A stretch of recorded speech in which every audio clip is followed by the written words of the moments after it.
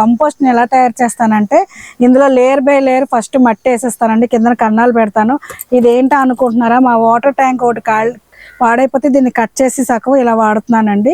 First మట్టి వేసి దానిపైన ఏమో మనం కిచెన్ వేస్ట్, ఉల్లిపాయ తొక్కలు, కాయగూర తొక్కలు అన్నీ వేసేస్తానండి.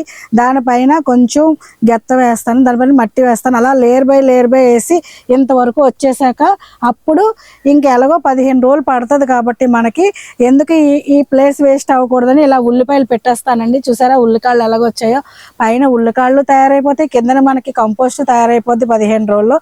ఈ ఉల్లికాయలు చక్కగా మనం ఏదైనా తయారు చేసుకోవచ్చండి.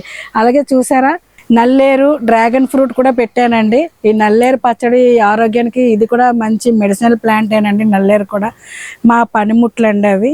ఇవి నేను సిమెంట్ గట్టులతో, సిమెంట్ వాటితో తయారు చేసుకున్నామండి. ఇదిగోండి చూడండి ఎంత హెవీగా ఉన్నాయి, పెద్ద బాటిల్స్ చూడండి, సిమెంట్తో తయారు చేసుకునేవి. ఇలాగ చేసుకొని రెడీగా పెట్టుకుంటాను. ఏ కొత్త మొక్కలు గోళాలు వచ్చి కానీ వెంటనే వాడతానండి. ఇలా చేసుకొని రెడీగా ఉంచుకుంటాను.